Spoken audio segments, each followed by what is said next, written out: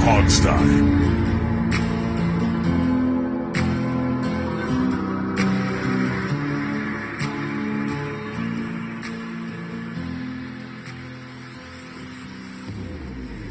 Good afternoon or good morning, Hogstyers. I don't know what time you're listening to this, so let's just say good day. Welcome to another week, another bunch of scandals for the former Redskins, now the Washington football team. We have a lot to talk about with Dan Snyder, with training camp. A lot of stuff's about to go on, and it's just a dynamic duo. Just Steve and I this week. Was almost going to be just Steve going mono for a while because I was planning on being out of town, but decided not to with the weather being off all weekend. Y'all were about to be blessed with just me for like 30 minutes, just babbling endlessly. Who knows how long do you think you could go on your own? Oh, God, I don't know, man. I don't think I could do 20. I think that'd be my max. See, a lot of these radio DJs do that, but they have breaks. They'll do about 10 minutes. Mm-hmm. Like and Colin, they have callers. Even like Colin Cowherd has a woman that's like his co-person there with him. Right. Like Clay Travis does a show by himself, but even he will talk to sometimes like the board ops and stuff. Right. So Chad Dukes does that. Yeah. Yeah. So I don't know how long I could just straight up just babble without stopping for commercials. 15, 20 minutes probably. Unless you had a really long. If you gave me a long enough agenda, I guess I could go longer. I would need to spend a lot of time bullet pointing out what I'm going to talk. I need 5 pages of notes, I think, to maybe get to 20 minutes. And, there's one thing that if you are a real nerd and you listen to radio, you'll pick up on, and that is that a lot of these guys do this thing where after every couple words, they pause. Are they killing time, perhaps? Yes, it's bit of dead air, but then you maybe throw in a shouting now and that just draws people back in. Wakes them up. We don't do that on this show because we have multiple people. Well, it was almost nobody because Hurricane Laura blew through. I have survived another hurricane. It basically missed us. For anybody out there who was wondering how I was doing, it basically missed my area for the most part. Yeah. So that was good for me. Certainly sorry for the people who are suffering, from it, which was significant in Louisiana. But it missed me in particular, basically. Right. And you and I were talking about this. It's a little callous to say it in a way, but you're kind of just happy when it doesn't hit a major city because, the damage, it's going to be bad wherever it hits. But if it's a major city, then you're talking about more people and more issues. Yeah, so clearly, if it has to hit somewhere, Hit farmland, don't hit a city. Yeah, ideally. Yeah. So it's tough to say because people suffer. I've been through a lot of hurricanes. Yeah. And people are always happy when it misses you. Mm-hmm. And you go, hey, I'm sorry for the people who are suffering, but the next one will probably get us. So. Yeah. Well, and living on the East Coast, the only real bad thing I've ever been, and these are in the last 20 years, we've had that weird derecho that hit the D.C. area, which is kind of like a Category 1 hurricane in terms of wind and rain, but it's much shorter. It's like 30 minutes. And then we had that earthquake. What was that, 20 years ago? I don't remember that. It was, or not quite 20, maybe 10 years ago. It was during Obama's time because I was working at Treasury, and actually I took refuge in the old gold vault at the Treasury building. Did you really? Yeah, during a Did you walk out with some gold bars? No, there are no bars. We now use it as storage space. No. But it's in the main hall of the Treasury. I was down there working, setting stuff up, and then all of a sudden you just heard this rumbling and shit. I'm like, I'm just going to go in the gold vault. I didn't know there was a fault line over there, to be honest. There's not. It was. I mean, well, there has to be a fault the line. mountains, the Appalachians, were an old fault line. So I think the earthquake centered in Richmond. You probably don't remember it, but it's like a magnitude 5 something. I don't know. I've been through not earthquakes huge. As well, sadly. Yeah, to say. well, you lived on the West Coast for all those years, so that's not surprising. Yeah. Well, enough about natural disasters. Let's go to a man-made disaster, Steve. Oh, there's a lot of those. Oh, you're talking about just the Redskins or just the Washington? Okay. Yes, I'm just talking about. Want me to talk about man-made disasters? I've got a whole list of them. Man. I am talking about Dan Snyder's life, Dan Snyder. This week I don't think anyone knew this was coming. It wasn't reported like the last scandal story where it got all rumor milled.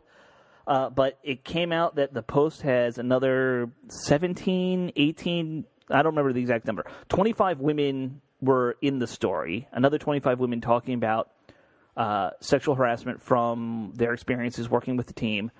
And I think 17 were first-hand accounts or something like that. Or they put their names to it. There was a lot there. None of it good for the team. The two big stories, of course, one was about this.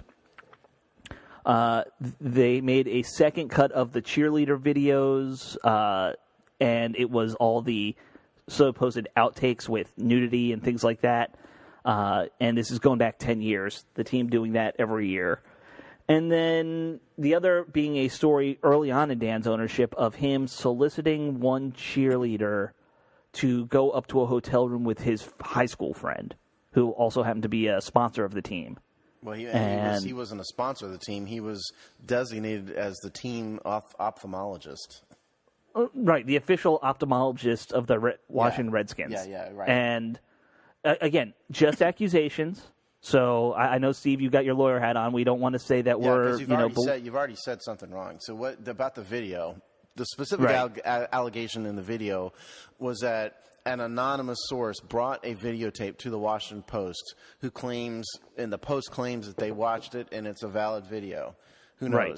But the claim was that Larry Michael ordered the creation of this video from the outtakes from the cheerleader. From the video of the cheerleader photo shoots in 2008 and again in 2010, and then one of the two people that were involved in this said that Michael said it was for the owner. It's for the owner, yeah. Right. So it's a third-hand hearsay thing going on. Snyder denied that. Said he doesn't know what. For his part, said he's never seen this video. Doesn't know what they're talking about. Larry Michael also denied it and said, he doesn't know what they're talking about either. But that's the allegation. Right. So, I mean, what we're talking about here is basically the equivalent of a Girls Gone Wild video or one of those old Jerry Springer tapes from the 90s. Remember when they made the Jerry Springer Too Hot for TV? You were probably in the military, so you probably didn't even pay attention to it back then. I don't Yeah, remember that was a thing. If you go to the mid-90s, every teenage boy my age knew about it. So, these were basically just outtakes from TV shows where there would be topless women. I gotta ask. Yeah. So let's, for the sake of our discussion here, assume this is true.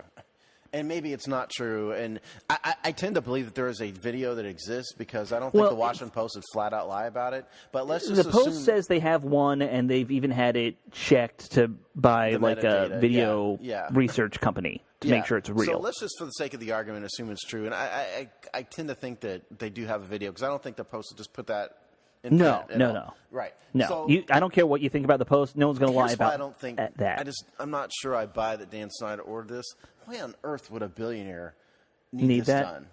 No. For God's sakes, just if he, hasn't he ever heard of the internet? Right. Supposedly not, because remember, he didn't have an email account in 2015 or something when they were trying to talk about him being a Luddite.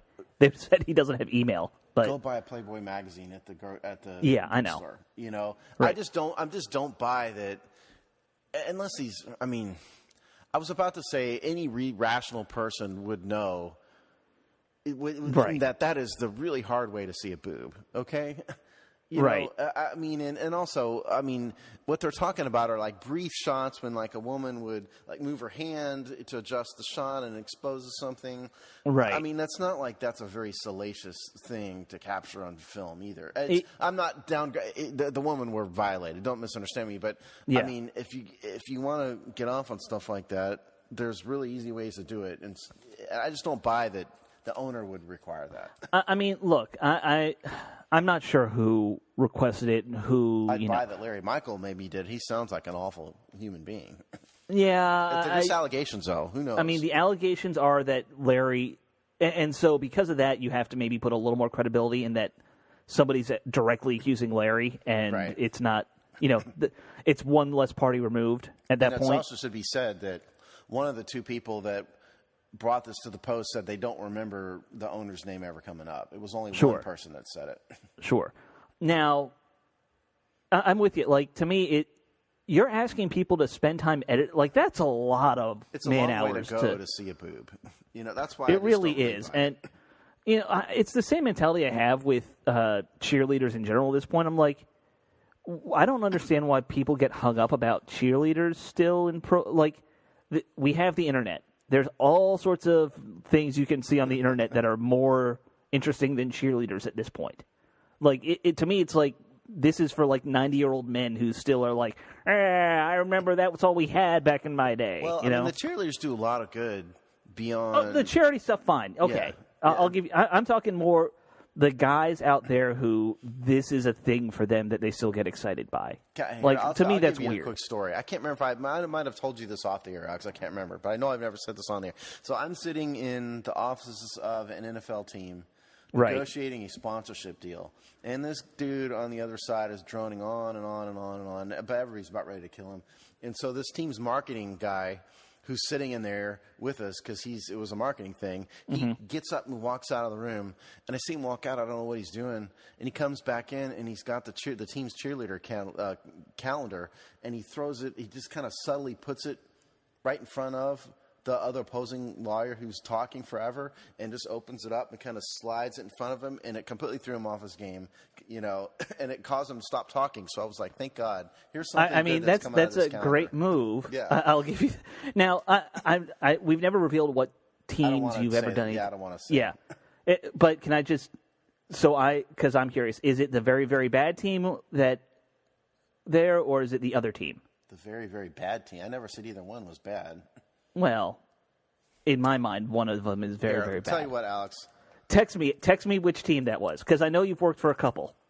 Yeah, I have. Yeah. Okay, there. Okay. All right. So it's Alex, not. So nobody else can know, but Alex can know. I just needed to know because. All right. So the only thing we've ever revealed is that you did some stuff when it came to the Redskins' first stadium deal. Yeah. Right. And that was, you weren't even working for them. You just were involved. It was in another capacity. Right. Right.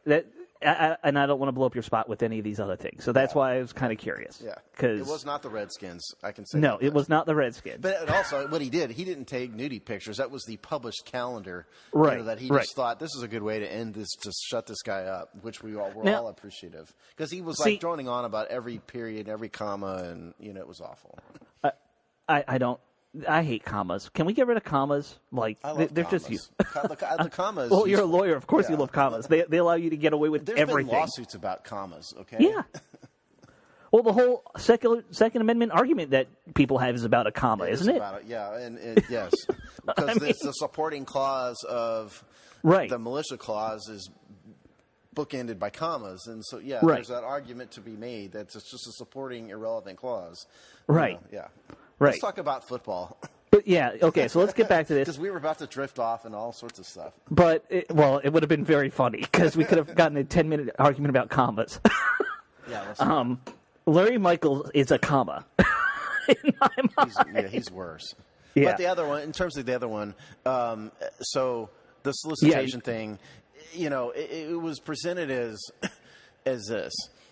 They were at some kind of formal event in the cheerleaders. It was some kind of fight night. Yeah, whatever. I don't know what that is, but whatever. That's some snooty rich guy charity thing is what it is. Right. I think they said it was some kind of $50,000-$60,000 something plate that type you and thing. I would never be at. And, right. Anyway, I'm not spending my year's salary on that. No. And so Snyder apparently approached one of the Redskins cheerleaders and just kind of subtly said, hey, we have a suite here. Why don't you go up there with my friend and get to know him? And she obviously took that for what it is, which is essentially a solicitation. And was deeply offended. Of course, he's the owner, and so she didn't say anything until now. Now there was one thing worth mentioning there, and that is that she supposoly mentioned it to other cheerleaders at the time. She didn't make a formal issue. She told the boyfriend who was interviewed by the Post, and then told a couple of her cheerleader compadres. And so there's some corroboration, at least in that regard, that it happened. See, I would buy that more than the others, more than the video story, because I think Snyder's just uncouth enough to do something like that. It sounds. I mean, I know in our conversations with Rob, he says, when you get to know Dan, he's very jovial and friendly, but before that, he can be a little weird, is what it sounds like. And this sounds like the weird side of him, Or just the incredibly arrogant side of him. Well, that too. Yeah. That too. It takes a lot of arrogance. Can you imagine telling one of your employees to, why don't you go up to the hotel room with this, guy you've never met? Right. Well, that's just awkward. Of course, this comes on the heels of the cheerleader thing in Costa Rica. They didn't hesitate, allegedly, to pimp out cheerleaders to rich, supporters in Costa Rica either. Well, and I think it probably ties into that in a lot of ways. I mean, the video clearly ties into the whole Costa Rica situation. The video definitely exists. Yeah. Whoever asked for it doesn't. We don't know, but those videos were from those trips. Yeah, exactly. Yeah, they were. And listen, it could have been like some video tech did it. We don't know who requested it at all. It could have been completely unauthorized by anybody. I mean, that's true, and I will say, as a person who is a video tech, there are plenty of us that are skeevy. I'm not going to pretend we're like some great organization of people. There are plenty of nasty, gross dudes who do what I do for a living. Yeah, so I believe that somebody did it. Yeah. And I think Larry Michael's pretty much a scumbag, regardless. So I would buy that, but there's no real evidence other than just one allegation. But the point is, that's the story. And then the other part of the story was there were a bunch more women that came out in the story that all had kind of a similar tale as what was in the first story, with various tales of being treated poorly, abused and verbally some more abused stuff about just Dan being a terrible person. Right. Nothing that I would say is punishable. Just like, wow, he's kind of, and some of this we've heard before, the whole you can't call him Dan, call him Mr. Snyder, don't look him in the eye, all that stuff, everyone's heard that before. Yeah. That's not new. Yeah. It just makes him a crappy person. Listen, the video thing might be, I wonder if there's some sort of criminal liability that could be attached to the video. Oh, absolutely. Well, I would think that the video thing has some liability if you can find out any evidence, but that's going to be tough 10 years later. Statute of limitations at this point. But, well, I mean, what about even for a civil suit? Would it? Maybe, yeah, that's a long, yeah. I mean, if you're talking about a basic tort, it's probably a 4-year statute of limitations, depending on the state. Well, and 10. I mean, I would also question. I mean, you could get into a bunch of arguments. When does the statute toll until it's discovered? And there's a whole bunch of arguments. But that's what I was going to say. Like, if they didn't know about it, a civil suit about it, yes, assuming you could defeat the statute of limitations problem. And I would assume that unauthorized distributing of videos like that is probably a crime. I would think so. Under most jurisdictions. It could almost fall in a way in that whole like revenge porn, non-consent thing. Yeah. And I haven't thought about it at all before this nanosecond. Yeah, I'm just spitballing too, and you're a lawyer. I'm not. I'm just thinking of stuff that's happened in the past. Right. So it's not a good look at all, and it's not. And by the way, the other thing to me could be worse for Snyder because this is something the NFL is going to start investigating, is what it sounds like. It's funny you mentioned that because we didn't mention the poll in our pre-game. Yeah, we should bring in the poll. Yeah. Yes. So the poll question was about what do you think is going to happen? What is the NFL going to do about this? So let's just do this now, and then we'll talk about what we think the NFL could do. So the poll question was, what punishment do you expect Washington to receive from the NFL as a result of the recent allegations in the Washington Post? This is Alex's question, and we got a lot of good votes here, so thanks for everybody who voted. The options are remove Dan Snyder, fine the team, take away draft picks, or nothing. Mm-hmm. So those are the options. Again, we got some good votes. Alex, what do you think the fans would have voted for, and what do you think?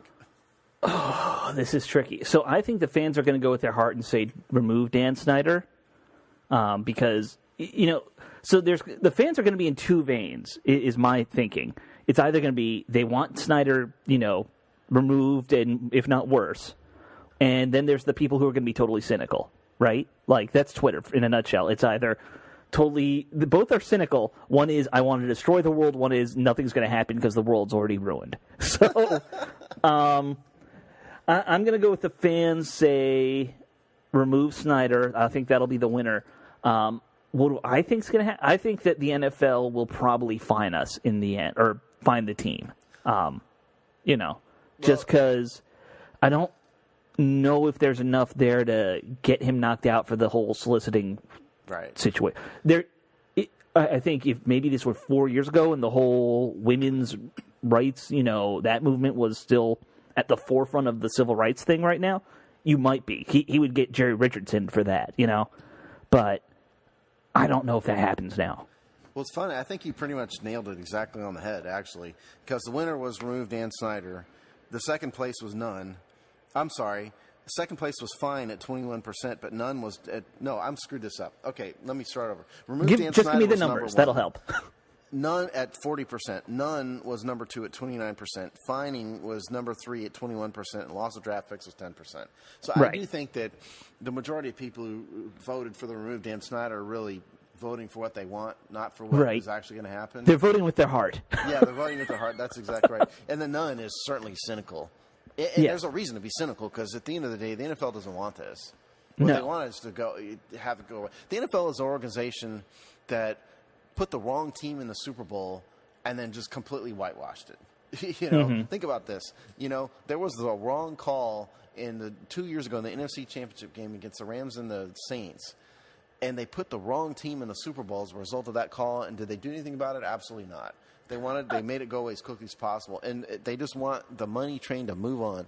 And so they do not want a major scandal in Washington, D.C. Even the Jerry Richardson thing, the allegations against Richardson were basically that he said awful, awful bad things to women, okay? Right. And so and minorities, too. Don't forget that. Yeah, I forgot about that. Yeah, women and minorities. And what did they do? They quietly shuffled him off. Clearly, there were a bunch of phone calls that said, look, dude, you got to sell. Yeah.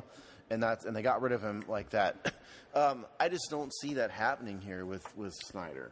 Well, because here's the thing. I think if they called him and said, Dan, this is terrible, you have to sell, he'd be like, nah.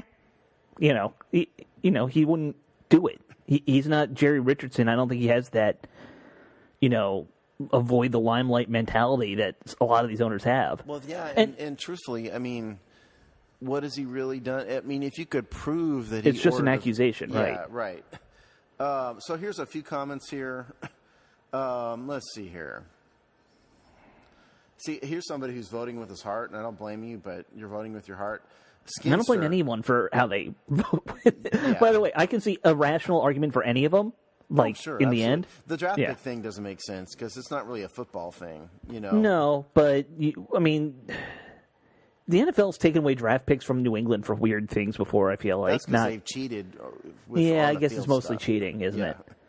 Okay, so Skinster4 says, Snyder has to go. After all this, no way can he be the leader of this organization. He turned a proud franchise into a dumpster fire from the start, and it gets worse each year. He's an embarrassment. Yeah, all that's true, but that has nothing to do with the NFL. So while I feel for you, Skinster, I don't think that's going to happen. You are 100% correct. Yeah. Doesn't mean it's going to happen. And there are a couple of these guys who think they're smart, by the way, wrote in and said, well, this is just an investigation. You can't, do anything until the investigation is complete. Yes, we're assuming... Right. The question was under the assumption that the NFL has done whatever investigation they're going to do. It's called projecting. Yeah, there's only 270 characters in this thing's people. So, we knew that. You know what I find funny is I saw a lot of that, and I've seen a lot of people, maybe not on Twitter, but on our, in our comment section, being like, well, the statute of limitations is up, so they can't. The NFL's not the government. Well, those people in our comment section are complete morons. Yes, I know. I like to always give you a shot, they're totally chance to take a shot. That's why I don't talk to them anymore. I'm better than them. But I'm just saying, people need to realize there is no statute of limitations for the NFL doing anything. It's a legal concept having to do with lawsuits. Right. Okay, so a couple more comments here.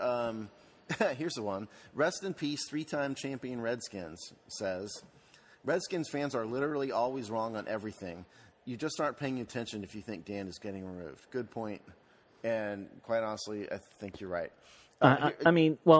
We could also go through some of these other owners and the stuff things they've done. Yeah. The guy from the Colts who basically was found with.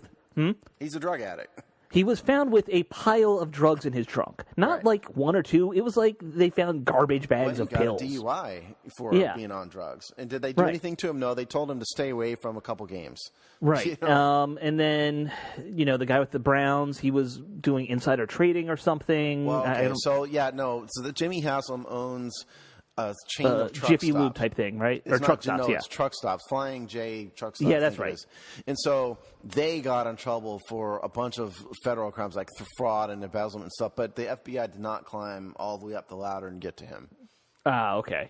But, I mean, again, most of these owners are doing hinky. There's a lot of hinky stuff that owners do. They're billionaires. Of course they're doing hinky things. Here's our buddy Nolan from Tampa, our writer Nolan from Tampa, sort of summarized this pretty well. All right. He said, "What do fans want? Remove Dan Snyder. What will the NFL do? Fine the team." Probably. Yeah.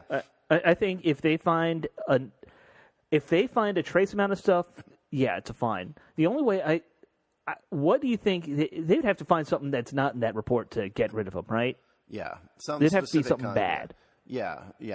A couple more here. Let's see. Dave N., who's at DC Sports Rock, expect slap on the wrist, desire make Danny Boy sell the team. Yeah, that's true. So kind of where we're all at. Yeah. So you're with, or is that where you're at, Steve? I don't think you really gave. Oh, I would have voted for fine a team. That's what you think's going to happen? Fine and move on. Yeah. Yeah. And also, I mean, Dan has hired this lawyer to do this investigation. Right. As I've said before, we don't know the parameters of this investigation. If Dan is the client, who sets the parameters of the investigation? Dan, yeah, right. Of course. He doesn't even need to have a written report necessarily. It doesn't have to be public. It could be covered by attorney-client privilege, and nobody will ever see it but him. So if the NFL hired this lawyer, that's one thing. But there's no way anybody could call an investigation led by Dan Snyder's lawyer to be impartial. It's just not. I don't care. Yes, for those of you out there who are saying, well, she's a big deal lawyer, and all that may be true, but at the end of the day, the attorney has to follow the orders of the client, okay? So it's whatever Dan wants. And so Dan's going to do the minimum necessary to preserve Dan's skin. So there's a couple things that I think are also worth bringing into this. Goodell kind of put out a very half-assed statement, I thought, saying, "Oh, we condemn this," but he didn't. They're not doing an investigation. He didn't say they're doing one. No, they're not. They're relying on this Beth Wilkinson person. Right. So they're going to basically see what she says and go from there. She's going to see, because when I say, look, this is what I'm saying about when Dan sets the parameters. Dan doesn't have to let her investigate anything. Right. She's going to only investigate what Dan tells her to investigate, and the report is going to be whatever Dan tells her needs to be in the report. It could just be a verbal briefing. Right. If he wants. He doesn't have to have any report, and it definitely doesn't have to be public, and doesn't even have to go to the NFL. Right. Well, I would assume that with what Goodell, even that, though I said it was like kind of a half-assed thing, they're going to want to see whatever she has to say or hear. Yeah. Maybe. I mean, but I'm just saying they don't have to. No. But yeah, I mean, it's obvious the NFL's just kind of phoning this in. Now, the only other argument that could be made is that if the NFL had somebody lined up that they really wanted to be an owner, and we know that does happen. You've heard for years they want Bezos to own a team. I heard that fans want Bezos. No. Team. I've heard that too. But wants no, I've. Have you? Yeah, other beat reporters some of the national guys have said that in the past that the NFL would love to have his pockets in there because that may be true. Yeah. I mean, as they go to streaming and all that stuff for content. I don't know if people understand this. So Jeff Bezos is roundly disliked by Amazon employees, and every Amazon employee. And when I say Amazon employee, I'm not talking about the fulfillment center workers. I'm talking about management, front office people. They don't like Amazon. Well, even the people who work in the fulfillment centers don't like. Yeah, everybody. He's kind of a cheapskate. Not kind of. Yeah. He's the world's biggest cheapskate ever, and so I don't know why anybody thinks that he would be a great NFL owner other than just he's not Dan Snyder. Well, people just see that he's the richest man in the world and they want him. It's that kind of thing. But I just think that you're rooting for something that's not necessarily. It's sort of the good thing. It's kind of the grass is greener on the other side. Right. Kind of and I should say richest man that we can document because there's always been rumors that the Saudis and Putin are actually richer. Yeah, but, right. We definitely don't want Vladimir Putin owning an NFL team. No. Well, he has a Super Bowl ring still, doesn't he? He stole Bob Kraft's Super Bowl ring, apparently. Yeah. I think he still has it. But, yeah, so unless the NFL secretly is, like, working that kind of backroom thing to... Which they could be. They could be. They absolutely could be. Would it surprise you if you found out that Fred Smith, who's got deep pockets himself, and he's probably well connected with the other owners, even though he's a minority owner, he could be trying to work something out to... I've heard a couple names, not just Bezos, of guys who the NFL would love, because they desperately want to find an African-American owner. I've heard that, too, because that's become a sore subject for them. Problem is, there are not too many African-American billionaires out there. No, there aren't. It would have to be, I'd assume, somebody who owns like a conglomerate and he gets 51%, that kind of thing. Well, yeah, the big name is Robert Johnson. Of course, he owned a basketball team and sold it to Michael Jordan. Remember, Robert Johnson's the guy who founded BET, the BET network. So he's out there. But yeah, you could put somebody. I mean, you could get a group of owners and find somebody who could head up the group for sure. Right. That's where the NFL's having to go anyway because teams just cost too much. By the way, the other part of this is, just before I forget, so the lawsuit that Snyder filed in India. Now, right. Yeah. There's an update there, too. Well, see, this came from Mike Florio, and I don't trust Mike Florio. But this is I have not tried to look this up myself because I haven't gotten around to trying to figure out how to access Indian court records yet.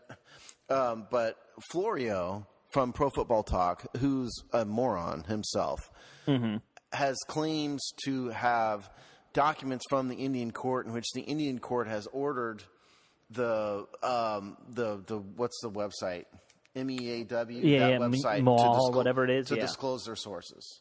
Right. So according to Florio, who is not trustworthy, that order's out there. So there's no real way to verify that, at least that I have gotten around to. Right, and I don't know about you. I'm not familiar enough with Indian law to know if they can do that or not. Oh, I have no idea. I don't know. And I'm not I'm not going to research Indian law. I'm sorry. No. One, you'd need to learn Swahili. It's a whole thing. It's a very complicated language. The lawsuit was in English. I read it. Yeah, it was 195 it was an attempt at a joke. Yeah, it was 185 pages, so I flipped through all of it. Right. Well, I don't know if there's anything else we can. We're going to see more about this. I know there's a civil suit that is kind of being put together by some big name lawyer as well. Well, okay, so Gloria Allred, that's who it is. Thank you. Gloria Allred seems to rep every aggrieved woman out there. She's a big-time Hollywood person. She's a snake, too, by the way. But, yeah, she represents one of these women that was named in the Washington Post story. So, and they've added a bunch of people to that same and a bunch lawsuit. of other women have apparently come forward since then. So it has the potential of getting ugly. Now, if the Redskins embarrass the NFL enough, that's at that point maybe the NFL steps in and tells Dan Snyder to go away. I mean...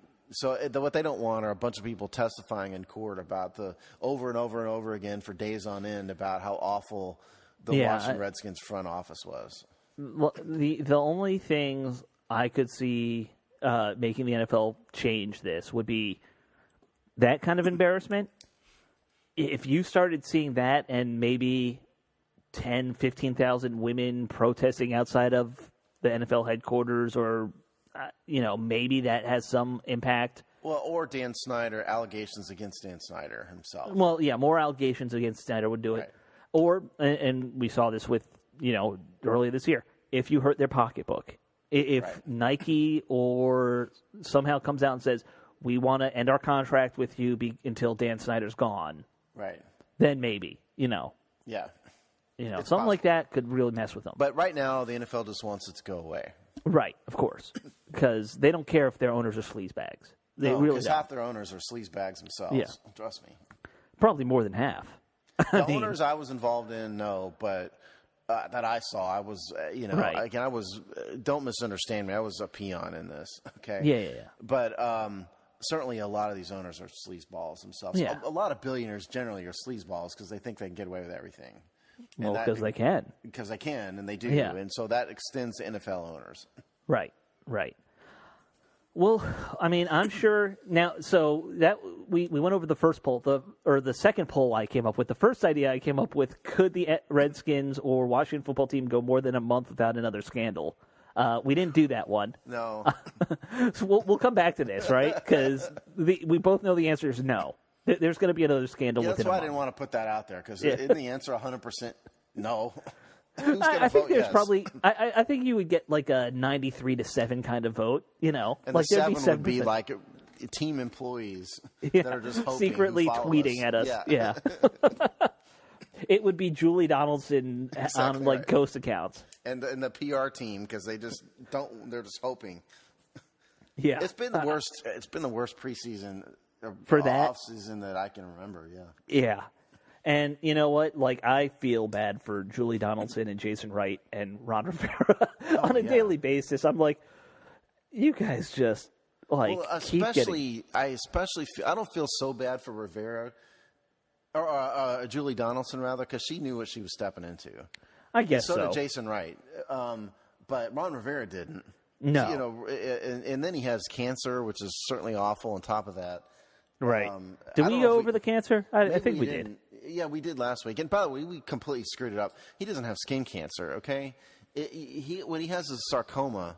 That's not skin cancer. And so whatever he has a tumor that that spread to his lymph nodes, okay? That's what he has. And so you were talking about squamous cell, which is skin cancer, and what he had was a sarcoma, which is a tumor, just to clear that up. Okay. And I screwed it up, too. I was thinking squamous cell when you said I looked it up, and that's what I had seen he had, so I just researched it. It's basically he has a tumor somewhere. All right. But, we talked about that. But point is, it's been awful, and Ron Rivera didn't sign up for any of this. Julie Donaldson, yes, signed up. Julie Donaldson is part of the Fix-It crew, okay? At the same time, she came in after the first scandal story broke out. Same with Jason, right? And... Now you have another one. Like that dude had a heck of a first week. Yeah, he started on Monday, and then like 2 days later, he had a major scandal on his hands. Right. But I mean, I guess they knew that this stuff was probably out there. Yeah, that's what I mean. I don't feel so sorry for them. They could have said no to the job. Sure. Ron Rivera, no. Ron thought he was just going to coach a football team. Right. Well, let's switch gears to the football team itself and to the coaching. They've had to miss a few practices due to weather this week. They were going to practice Thursday, decided not because of discussing civil rights. And I'm assuming a little HR discussion happened that they didn't talk about. Just don't sexually harass women because, they announced that they were canceling that practice 20 minutes after the Post story. Front office staff alone. Yeah. But, they said it was about the Black Lives Matter stuff, but I think it was also it's all-encompassing. Of course, to be fair, there was not one allegation against the player. No, by the way. All of it are just front office sleazeballs. Yeah. I mean, we've heard unconfirmed rumors about players and people hooking up, but that's all rumor mill stuff. Yeah, that wasn't what the allegation was. Right. And also, I would always say, hooking up, not necessarily the same as what, sexual harassment is. I would have thought that the players would have been the best behaved people in the building. Right. Well, there was one thing in the story that they basically told women don't go around the players. That's not their fault, though. No. That's front office HR's fault. Yeah. But what we did hear this week, when it comes to on the field practices, a couple interesting things. It sounds like after a couple weeks of struggling, the quarterbacks are really starting to sync up with the offense a lot better. We saw some great stuff from Haskins in the video clips and stuff that they do put out there.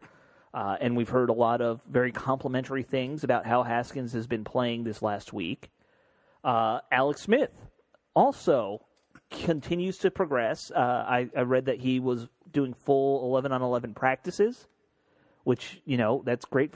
The Alex Smith story is always just a feel-good story. Like anything he does to get back to being who he was, you're happy for it, regardless of the big picture quarterback situation here. So now he's doing full 11-on-11 stuff, so that's a great sign.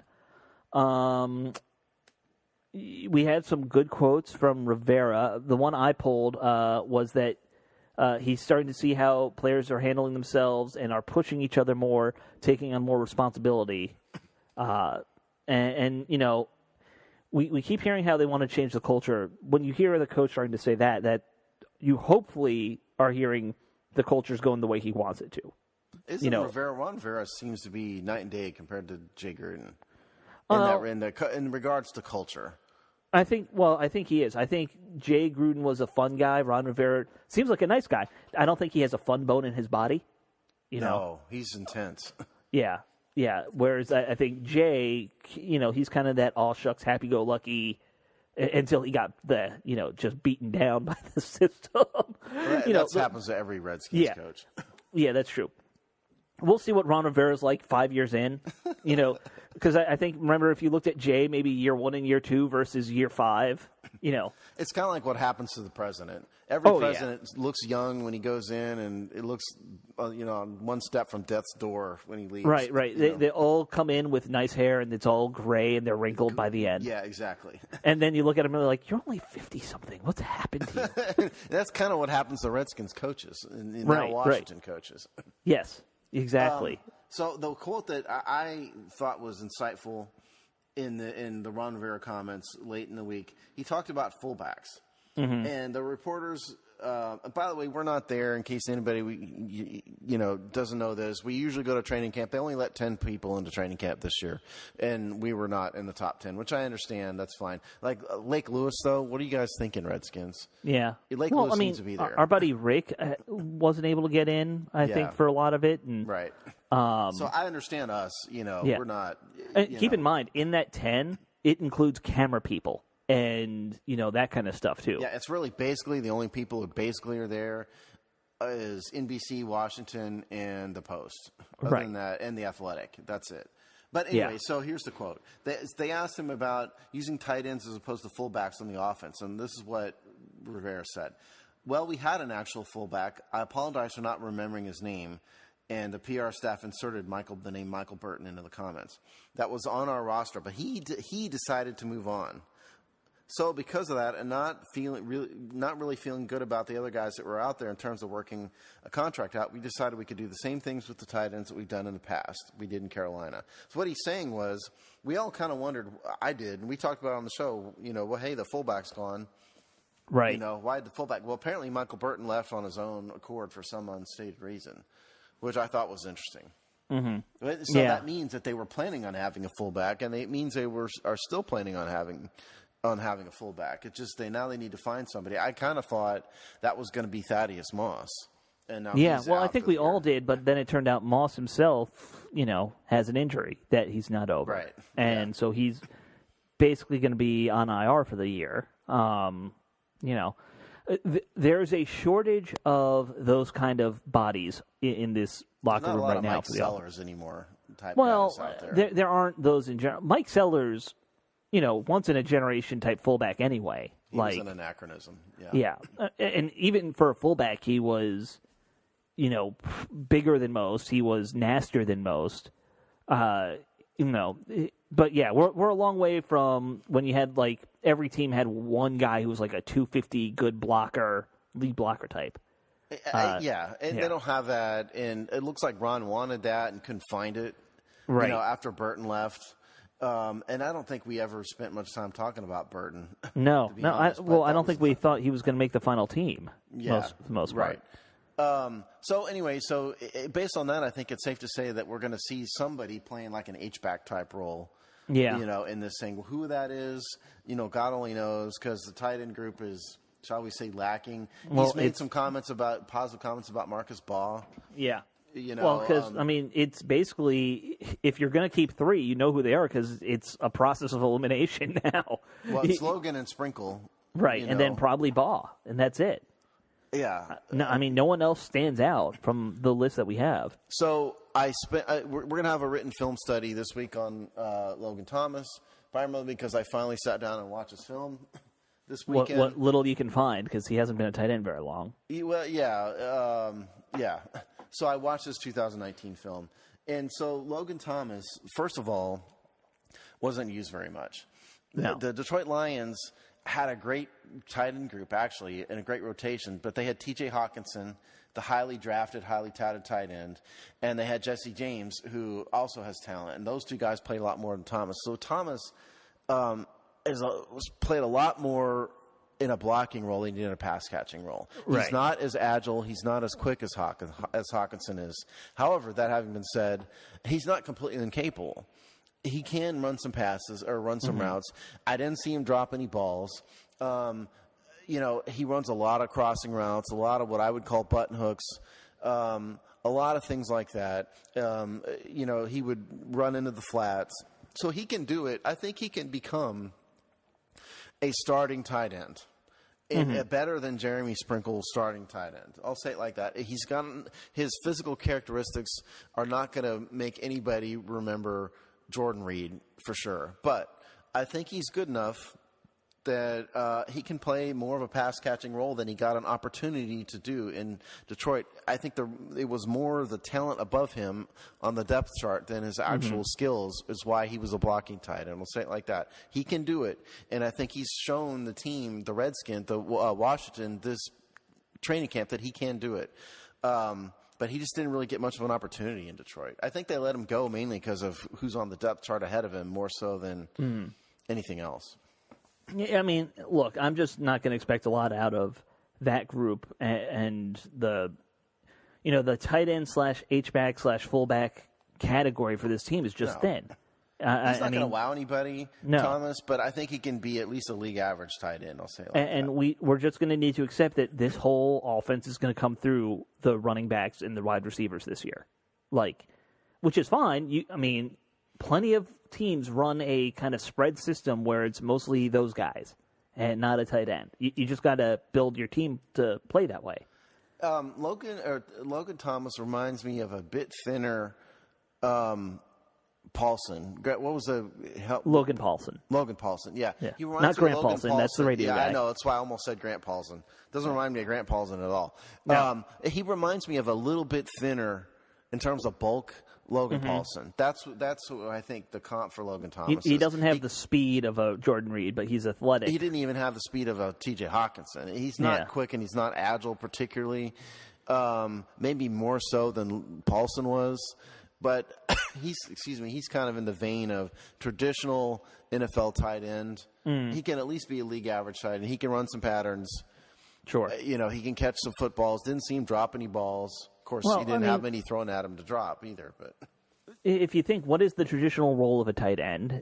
Not the uber freak ones that we have now out there, but the traditional run a 5-yard out, and if no one else is open, catch in the flats. Yeah, run 5 yards, and that's where you'll be in case the quarterback needs you. Right, and that's what he does. I think Logan Thomas can do that at least in a serviceable manner, up to a level expected of a league starter. Yeah.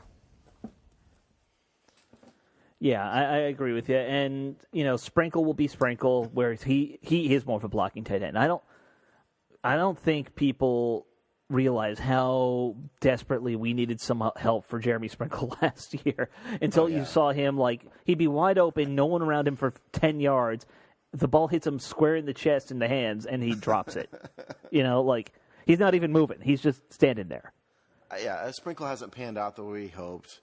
But on the other hand, he was a 5th-round draft pick, and the odds of any 5th-round draft pick becoming a starter are bad. He's panned out exactly what I thought he was. He's going to be a third-string tight end for 4 years, and then you're gone. Yeah, that's right. And that's fine, by the way. The world needs third-string tight ends who can just play for 4 years and then be gone. Again, we've heard some good things about Marcus Baugh. I think Ron Rivera mentioned him. So he's a guy to watch out for. Well, the guy I haven't heard any word about or seen anything of is Hale Hintages. Right. And he came on a little bit last year, mainly because he was actually on the field.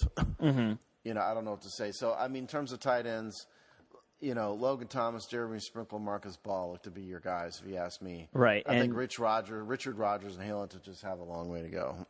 Yeah. Well, I won't be surprised if somebody decent gets cut by one of these other teams. I won't be surprised if we're sniffing, Yeah. And I don't blame them. They need to look at fullbacks and tight ends from other teams. Some other notes from training camp.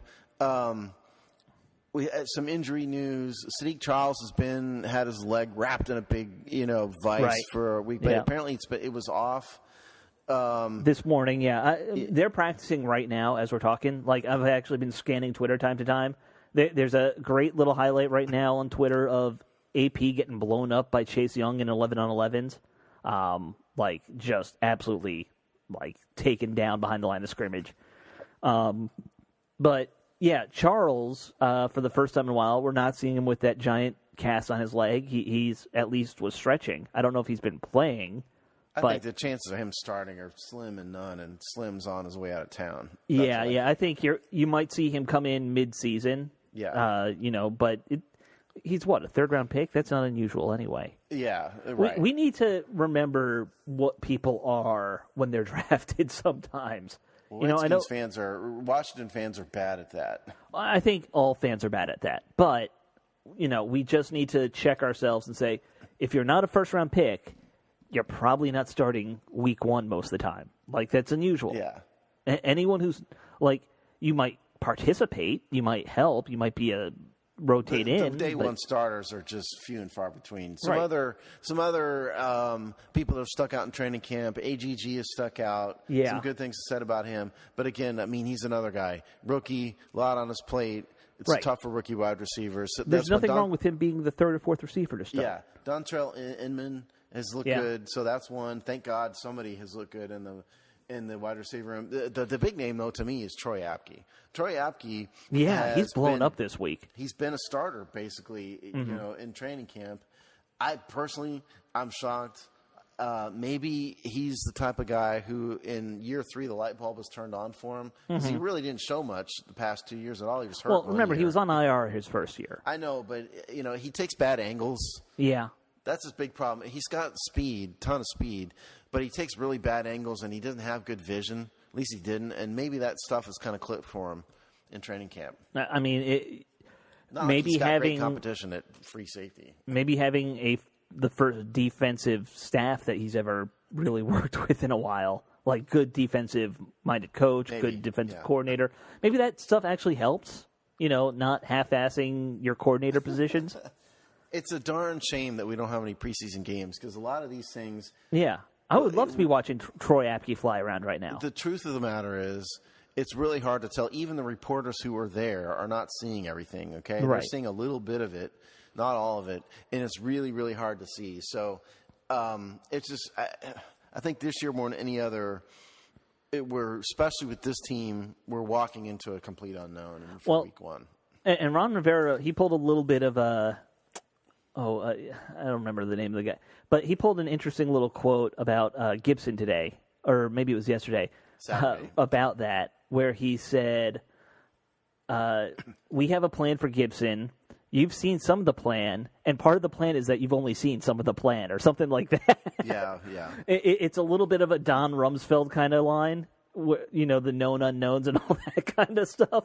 So here's the exact quote. Yeah. No, we have a plan for him. I know we haven't showed you guys the whole plan, and that's a part of the secret we're trying to keep going into the regular season. Antonio's a versatile young man, solid football player. I told you guys the other day we put a lot on his plate. Yeah. So, he's saying... We're hiding stuff. Yeah, we're hiding stuff. Right. Which is a smart thing to do. Absolutely, especially for a guy like that who's a wide receiver and running back, all-purpose utilization type guy.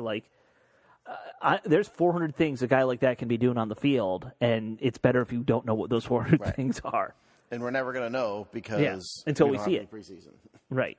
And so he's won. There's been an interesting fight I hear at punt return, kick return. There always is. That's always something. The difference is they have actual options this year. Yeah. And they desperately need to find a punt returner who can do anything more than 0. Because Trey Quinn was terrible at it last year. Okay, horrible. And Greg Stroman before that, called them for the most fair catches in the history of the league or something like that. And Quinn had one of the worst yards per return in the entire league. Yeah. So look, Antonio Gibson was a pretty darn good punt returner at Memphis. He's definitely one that you could watch out for. And there's a couple other guys out there. So I think they could actually have And your guy, Jeremy, Isaiah Wright from Baylor is a kick returner, or punt returner, rather. So I'm not so worried about the kick returner because most of these, and now in today's NFL, most of them are touchbacks. Right. At punt return, you've got some legitimate talent. Steve Sims hasn't returned a lot of punts, but you have to think he'd probably be pretty good at it. And Antonio Gibson and Isaiah Wright, I think that's your group. I think that's the group competing, and you still have Stroman on the roster. And if he's like the emergency, just throw him back there, tell him to fair catch it guy, fine. Like you can always have that guy. He's proven to be good at fair catching. Yes, because again, 2 years ago, I think he called for something like 30 or 40 fair catches over the course. It was some unreal number. Yeah. Me, I'm nerdy enough where I actually went back and counted at one point. Oh, did you really? I probably did, yeah. I'd have to go look, but I think I added it up. And by the way you do that, because they don't track that, you have to go through game logs and figure it out. Count them out. So, they don't really track a lot of things with special teams like that, which they should. It's one of those things we're not going to know who this is going to be until we see the team line up in week 1. Yeah, exactly. I think that's going to be one. Kick returner too. I will be very interested. I keep coming back to it though. I'll be very interested to see what kind of even just base formations we're using with this roster now because of the weird issues with tight end and fullback. Because our strength really is the running backs. You could make an argument this team would be better off lining up in like a split back formation just with the players they have. Well, I don't think Adrian Peterson would do well at that. No, probably not. But multiple backs in the backfield makes way more sense right now than anything else we got.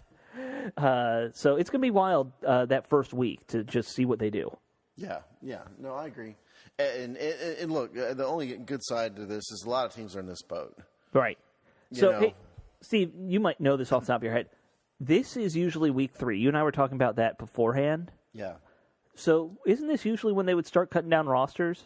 Are they still going to cut them down this week, or is that next week? No, they changed the rules. Okay.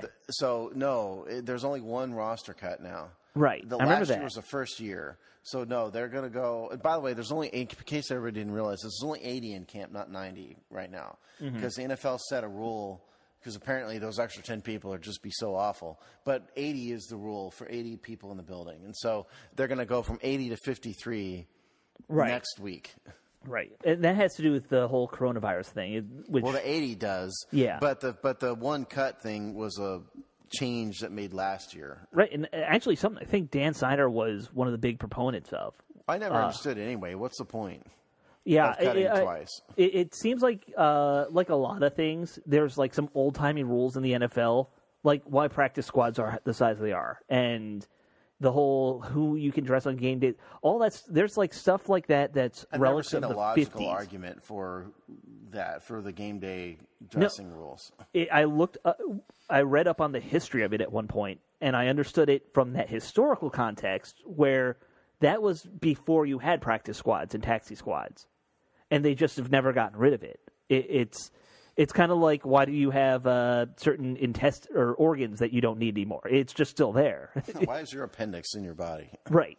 You don't need it, but we used it 2 million years ago so we could eat wood. Well, doesn't it kind of make sense if we're more concerned about injuries and head injuries in today's NFL? Wouldn't it make sense to dress more people? Absolutely. It should all be expanded. At this point, and frankly, with the coronavirus thing, it's not even costing NFL teams money either. No. I mean, why even have your practice squad not be able to be activated real quickly? Well, that's for money reasons. Yeah. No, I'm saying what they're starting to do now, where you can activate them day of or whatever. Why it's kind of like what the Major League Baseball has always done. Right. Why is it taking this long to get us there? That's the question. Because NFL owners are stodgy and don't like change. Yeah. And I respect that. I don't either. But I mean, at some point, some of the rules some of what you're saying is logical and makes sense and would make the game better. Right. Exactly. And just because in 1945, you didn't allow practice squads, you shouldn't have this rule anymore. Yeah.